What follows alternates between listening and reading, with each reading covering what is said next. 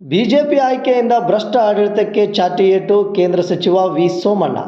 ಹೌದು ವೀಕ್ಷಕರೇ, ಬಾಗಲಕೋಟೆ ಉಪಚುನಾವಣೆ ವೇಳೆ ಮಾತನಾಡಿದವರು ಭ್ರಷ್ಟ ಆಡಳಿತಕ್ಕೆ ಚಾಟಿ ಏಟು ಕೊಡಲು ಸೂಕ್ತ ಅವಕಾಶ ಒದಗಿ ಬಂದಿದ್ದು, ಐಹೊಳೆ ಅಭಿವೃದ್ಧಿಗೆ ಮಾರಕವಾದ ಕಾಂಗ್ರೆಸ್ಸನ್ನು ತೊಲಗಿಸಿ ಬಿಜೆಪಿಯನ್ನು ಗೆಲ್ಲಿಸಿ ಎಂದು ಕೇಂದ್ರ ಸಚಿವ ವಿ ಸೋಮಣ್ಣ ಹೇಳಿದರು.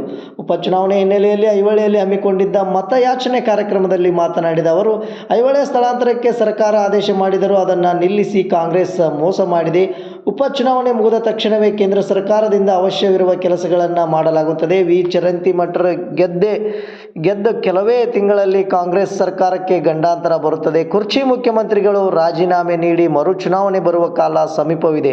ಕಾಂಗ್ರೆಸ್ ದುರಾಡಳಿತದಿಂದ ಜನರು ರಾಜಕಾರಣಿಗಳ ಮೇಲಿನ ವಿಶ್ವಾಸ ಹೊರಟು ಹೋಗಿದೆ. ವೀರಣ್ಣ ಚರಂತಿಮಠರಂತಹ ಸಮಾಜದಲ್ಲಿ ಹಿತೈಷಿಗಳನ್ನು ಗೆಲ್ಲಿಸಿ ಕಾಂಗ್ರೆಸ್ಗೆ ಕೊನೆಗಾಲಕ್ಕೆ ಅಡಿಪಾಯ ಹಾಕಿ ಎಂದು ವಿ ಸೋಮಣ್ಣ ಪ್ರತಿಕ್ರಿಯೆ ನೀಡಿದರು. ಈ ಸಂದರ್ಭದಲ್ಲಿ ಮಾಜಿ ಸಂಸದ ಪ್ರತಾಪ್ ಸಿಂಹ, ಮಾಜಿ ಉಪಮುಖ್ಯಮಂತ್ರಿ ಗೋವಿಂದ ಕಾರಜೋಳ, ಮಾಜಿ ಸಚಿವ ಮುರುಗೇಶ್ ನಿರಾಣಿ ಸೇರಿದಂತೆ ಭಾರತೀಯ ಜನತಾ ಪಕ್ಷದ ಎಲ್ಲ ಮುಖಂಡರು ಉಪಸ್ಥಿತರಿದ್ದರು.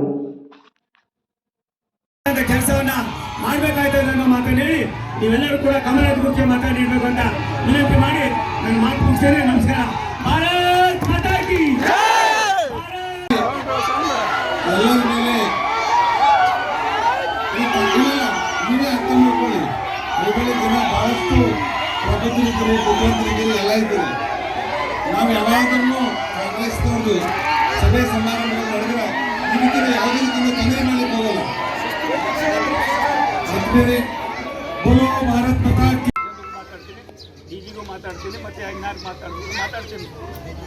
ತಾವು ಡಿಸಿಗೆ ಮತ್ತೆ SP ಮಾತಾಡಿ ಇಮ್ಮಿಡಿಯೇಟ್ ಆಗಿ ಇಂಥದ್ದೆಲ್ಲ ಆದರೆ ಇನ್ನೊಂದು 4-5 ದಿವಸದಲ್ಲಿ ಯಾವುದೇ ಕಾರಣಕ್ಕೆ ಆಗಬಾರ್ದು ಸರ್, ಯಾವುದೇ ಕಾರಣಕ್ಕೆ ಆಗಬಾರ್ದು.